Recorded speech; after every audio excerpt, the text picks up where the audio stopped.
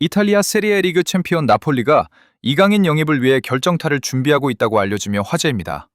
나폴리 소식을 전하는 아레아 나폴리는 이탈리아 매체 코리에레 델로 스포르트 보도를 인용 나폴리가 이강인 영입을 위해 확실한 제안을 준비하고 있다고 알렸습니다. 이어 나폴리는 다음 시즌을 앞두고 특히 미드필더진의 큰 변화를 준비하고 있다. 필리프 빌링을 완전 영입하지 않을 것이다. 앙그레 안기사, 스타니슬라프 로보트카 등 미래다 불투명하다고 설명했습니다. 그리고 나폴리는 이강인 영입을 위해 PSG와 협상 중이다. 나폴리는 그를 1년 전부터 원했다. 당시 PSG는 이강인을 거래 불가 선수로 구분했다며 지금은 상황이 달라졌다.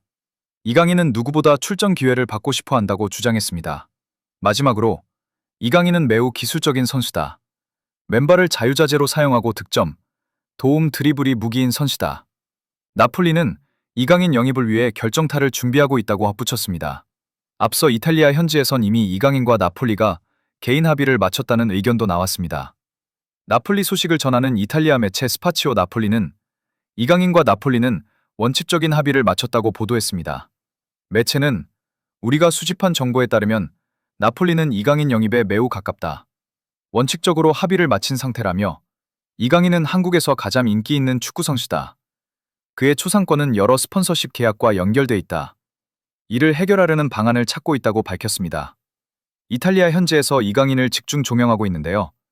스파치오 나폴리는 이탈리아 남부 지역 일간지 일마티노를 인용 이강인은 직전 시즌 이탈리아 세리에 리그에서 우승한 나폴리 이적을 거부하지 않을 것이라며 이강인이 나폴리엠을 결심한 이유는 회장이 연봉 인상을 기꺼이 약속했기 때문이라고 밝혔습니다.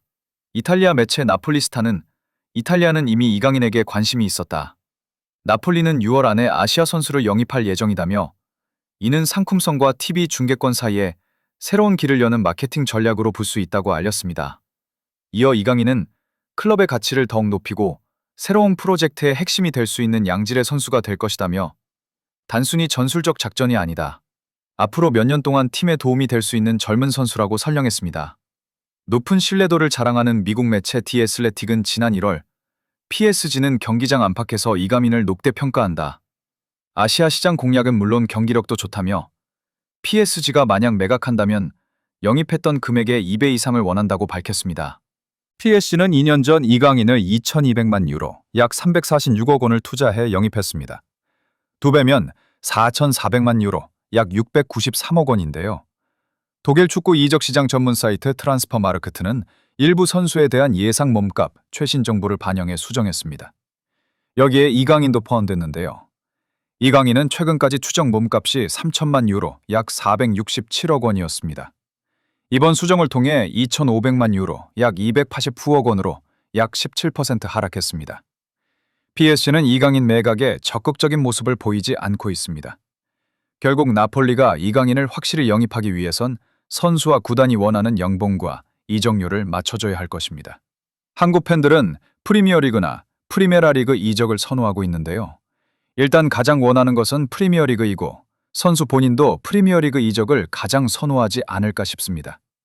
여러분들의 생각은 어떠신가요? 이강인이 지난 피파 북중미 월드컵 아시아 3차 예선 쿠웨이트전에서 터뜨린 골 장면을 한 인도 축구 전문 매체가 조명했습니다.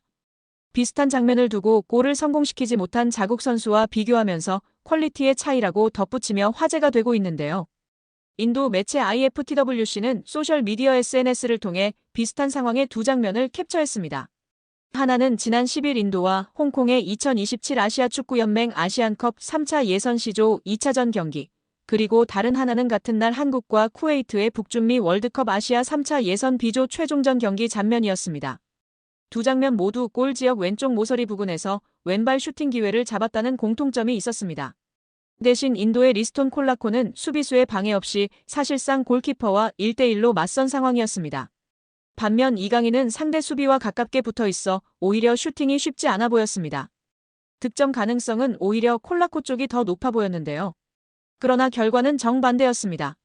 콜라코가 찬 왼발 슈팅은 골대를 완전히 벗어나 관중석 쪽으로 향했습니다. 반면 이강인이 찬 슈팅은 강하고 낮게 깔려 그대로 쿠웨이트 골망을 흔들었습니다. 결정적인 득점 기회를 놓친 인도는 이후 결승골을 실점하며 홍콩에 0대1로 졌습니다. 이강인의 골은 1대0의 리드 상황에서 승기를 굳히는 쐐기골이 됐습니다. 두 장면을 나란히 배치한 매체는 콜라코의 슈팅은 골대 안쪽으로 향하지 못했지만 이강인의 슈팅은 골로 연결됐다며 이것이 퀄리티의 차이라고 조명했는데요. 선수의 퀄리티의 차이가 결국 비슷한 장면에서 득점과 득점 실패로 이어졌다는 뜻이었습니다. 물론 이 게시글엔 코끼리와 개미를 비교할 순 없다거나 이강인을 그와 비교하는 건 이강인을 모욕하는 행위라는 등 애초에 비교 대상이 아니라는 댓글도 이어졌습니다. 공교롭게 같은 치른 경기에서 매우 비슷한 장면이 연출되면서 인도 언론이 이강인과 인도 선수를 비교한 것 같은데요.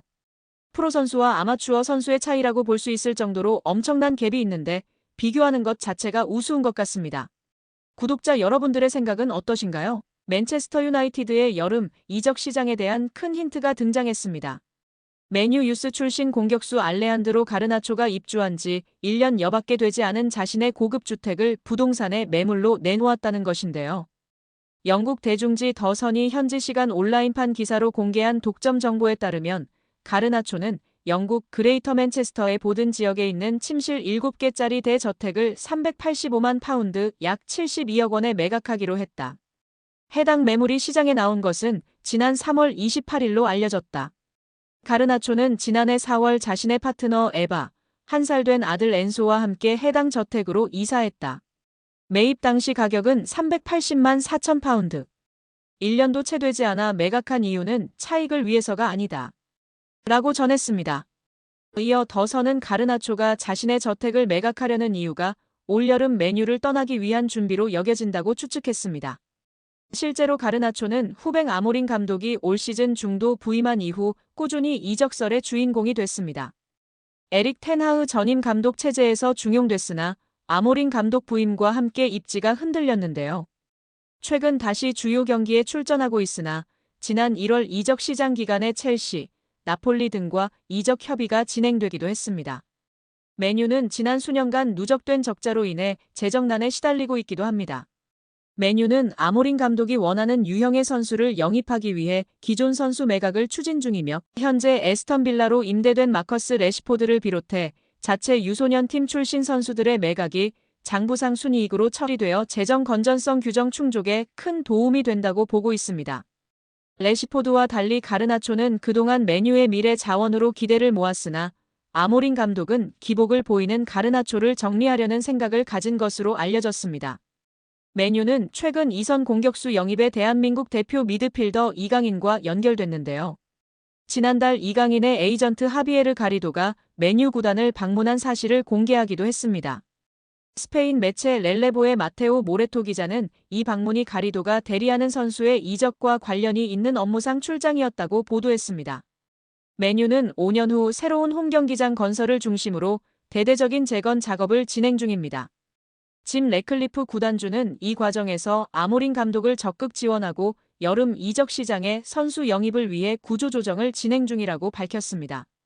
아시아 시장 마케팅 효과를 위한 이강인 영입 가능성이 유럽 현지에서 제기되고 있는 가운데 이강인과 포지션이 겹치는 가르나초의 이적설은 주목할 만한 상황이라는 평가입니다.